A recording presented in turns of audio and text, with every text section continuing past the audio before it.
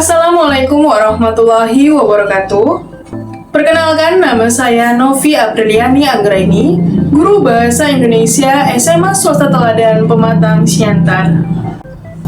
Hai generasi muda, apakah yang terlintas di benakmu ketika dikatakan anggaran? Lalu bagaimanakah pengelolaan uangmu hingga hari ini? Apakah berjalan sesuai dengan rencanamu atau sebaliknya? Sebelum kita lanjut, mari saksikan ilustrasi berikut ini. Rara dan Angga adalah dua sahabat yang memperoleh uang jajan yang sama setiap bulannya. Namun, di setiap pertengahan bulan, Angga selalu meminta kembali uang jajan tambahannya untuk memenuhi kebutuhan Angga. Bahkan, terkadang Angga sampai meminjam uang lagi kepada temannya agar kebutuhannya terpenuhi.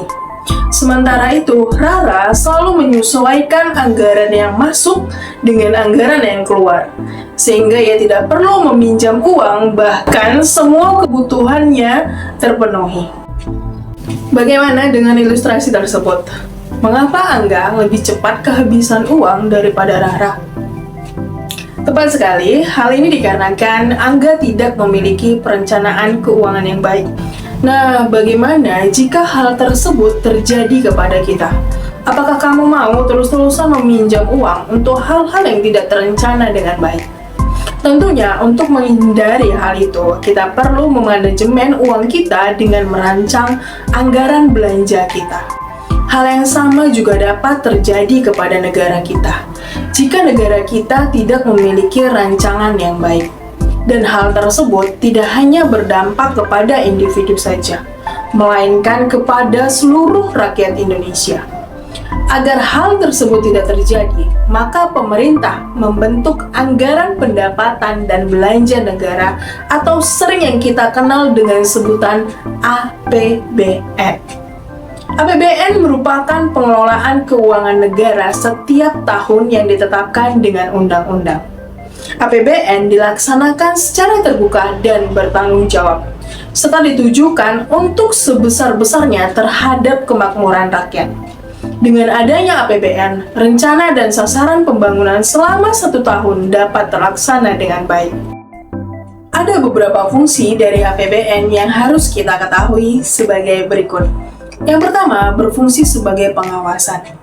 Anggaran negara harus menjadi pedoman di dalam menilai apakah kegiatan penyelenggaraan pemerintah negara ini sudah sesuai dengan ketentuan yang ditetapkan atau belum. Yang kedua, berfungsi sebagai alokasi.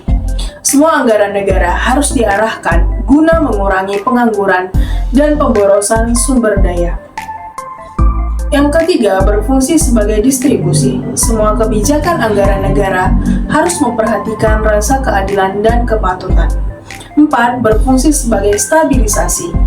Sebagai alat kontrasepsi dalam memelihara dan mengupayakan keseimbangan fundamental perekonomian. 5. Berfungsi sebagai otorisasi. Di dalam APBN telah menyebutkan bahwa anggaran negara menjadi salah satu dasar untuk melaksanakan pendapatan dan belanja negara di tahun ini. 6. Perencanaan anggaran negara bisa menjadi pedoman untuk merencanakan kegiatan di tahun tersebut.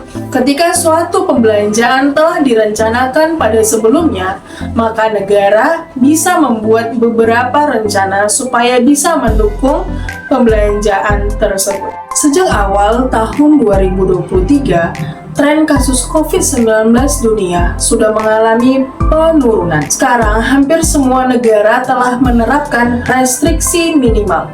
Kondisi ekonomi di Indonesia saat ini telah bergeser dari pandemi ke ekonomi global. Di dalam APBN 2023, tema yang dipilih APBN ialah peningkatan produktivitas untuk transformasi ekonomi yang inklusif dan berkelanjutan. Pemerintah menyusun APBN dengan memperhatikan prediksi kondisi ekonomi tahun depan atau biasanya disebut dengan asumsi makro. Dengan asumsi tersebut, pemerintah memperkirakan pendapatan negara tahun 2023 sebesar 2.463 triliun rupiah, dengan belanja negara sebesar 3.061,2 triliun rupiah. Adapun rincian hal tersebut sebagai berikut. Peningkatan sumber daya manusia sebesar 612,2 triliun rupiah. Perlindungan sosial 479,1 triliun rupiah. Anggaran kesehatan 179,75 triliun rupiah. Infrastruktur 392 triliun rupiah. Ketahanan pangan 95 triliun rupiah. Teknologi informasi komunikasi 28,4 triliun rupiah. Dana transfer ke daerah dana desa atau biasa disebut dengan TKDD sebesar 814,7 triliun rupiah. Nah, sekarang coba kamu bayangin dengan anggaran yang terperinci itu, fasilitas apa saja yang dapat kita gunakan di negara ini. Tentunya kamu akan mendapat segala infrastruktur yang memadai. Dengan adanya beasiswa dari pemerintah, kamu akan mendapat pendidikan yang mumpuni, layanan kesehatan yang baik, dan hal-hal lain yang sifatnya dapat kita gunakan secara bersama. Bagaimana generasi muda? Tanpa pengawasanmu, anggaran ini tidak dapat berjalan dengan baik. Dan bersama generasi yang peduli, Indonesia dapat maju sesuai harapan kita semua.